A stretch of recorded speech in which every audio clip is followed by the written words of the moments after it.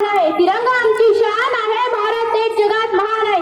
सन्माननीय व्यासपीठावरील मान्यवर, वंदनीय गुजरवर्ग, बंधुभगिनींनो, आज मी तुम्हाला काही 4 शब्द सांगणार आहे. तुम्ही शांत चित्ते ऐकून घ्यावे अशी माझी नम्र विनंती आहे.